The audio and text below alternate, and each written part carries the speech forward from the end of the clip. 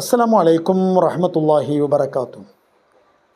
മഹാനായ നബി സല്ലല്ലാഹു അലൈഹി വസല്ലമ തങ്ങളും അനുയായികളും അന്ന് രാത്രി അവിടെ കഴിച്ചുകൂട്ടി. പിറ്റേന്ന് രാവിലെ നബി സല്ലല്ലാഹു അലൈഹി വസല്ലമ തങ്ങൾ 3 പ്രധാനികളായ സഹാബിമാരെ വിളിച്ചു. അലി റളിയല്ലാഹു അൻഹു, സുബൈർ റളിയല്ലാഹു അൻഹു, സഅദ് ബിൻ അബി വഖാസ് റളിയല്ലാഹു അൻഹു. അവരോട് പറഞ്ഞു, നിങ്ങൾ കുറച്ചുകൂടി ബദർ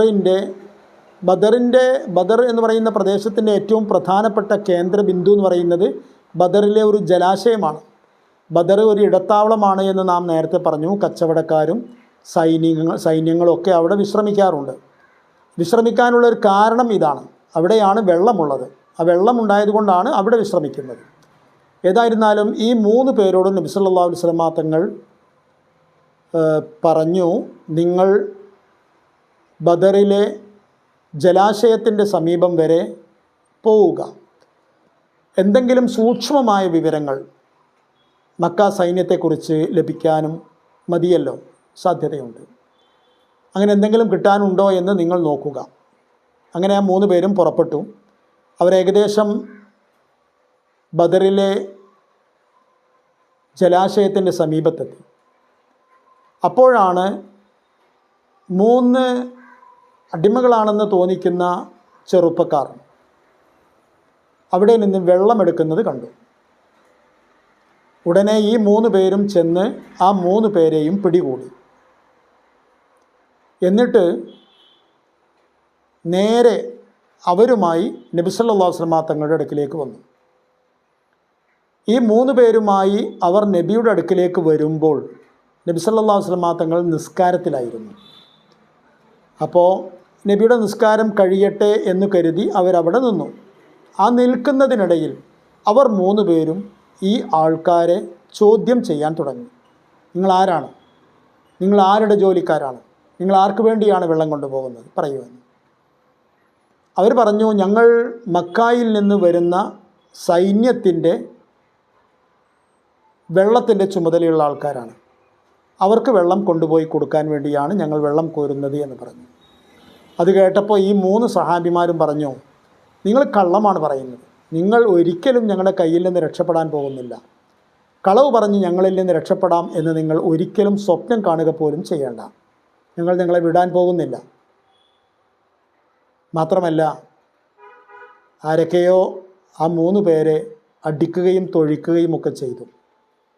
കാരണം അവർ വിചാരിച്ചിരുന്നത് ഇത് അബൂ സുഫിയാൻ്റെ കച്ചവട സംഘത്തിലെ വെള്ളം കൊണ്ടുപോകുന്ന ആൾക്കാരാണ് എന്നാണ്. അവരൊരുപാട് ഭത്സിച്ചപ്പോൾ, ഒരുപാട് അടിക്കുകയും ഇടിക്കുകയും തൊഴിക്കുകയൊക്കെ ചെയ്തപ്പോൾ ആ ചെറുപ്പക്കാർ പറഞ്ഞു, നിങ്ങൾ പറഞ്ഞതുപോലെ അബൂ സുഫിയാൻ്റെ ആൾക്കാരാണ്, ഞങ്ങൾ അബൂ സുഫിയാൻ്റെ കച്ചവട സംഘത്തിലെ ആൾക്കാരാണ് എന്ന് പറഞ്ഞു. പീഡനം സഹിക്കവയ്യാതെ വന്നപ്പോൾ അവർ കുറ്റം സമ്മതിച്ച് അങ്ങനെ രക്ഷപ്പെടാം എന്ന് കരുതുകയാണ്. അത് കേട്ടുകൊണ്ടാണ് നബി സല്ലല്ലാഹു അലൈഹി വസല്ലമ തങ്ങൾ വന്നത്. നബി ചിരിച്ചുകൊണ്ട് പറഞ്ഞു, നിങ്ങളുടെ കാര്യം വളരെ വിചിത്രമാണ്. അവർ 3 പേരും നിങ്ങളോട് സത്യമാണ് പറഞ്ഞത്. അവർ സത്യത്തിൽ മക്ക സേനയുടെ ആൾക്കാരാണ്.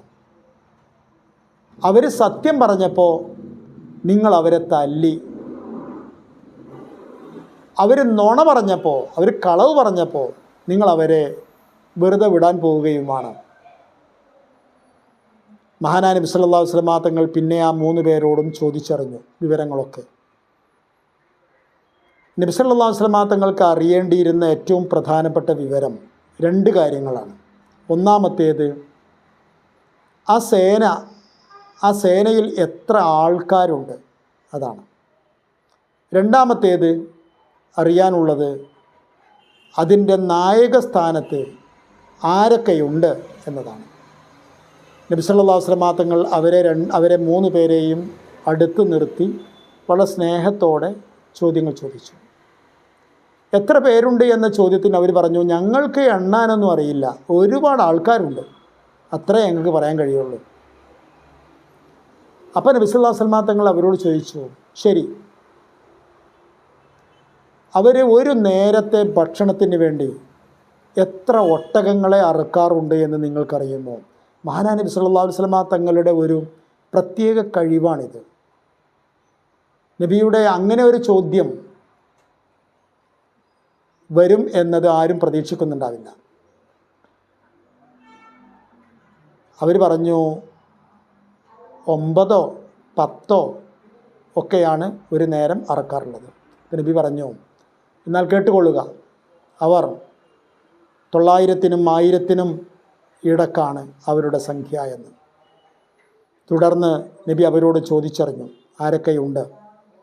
അവരോരോരുത്തരുടെയും പേരുകൾ എണ്ണിപ്പറഞ്ഞു. ഉത്ബത്തുണ്ട്, ഷൈബത്തുണ്ട്, ഉമയ്യത്തുണ്ട്, അബുൽ ബുഖ്തരിയുണ്ട്, അബൂ ജഹലുണ്ട്.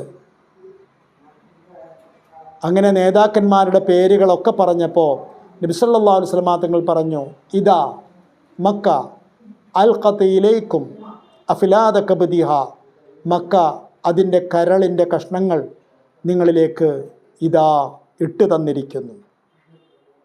അസ്സലാമു അലൈക്കും വറഹ്മത്തുള്ളാഹി വബറകാതുഹു.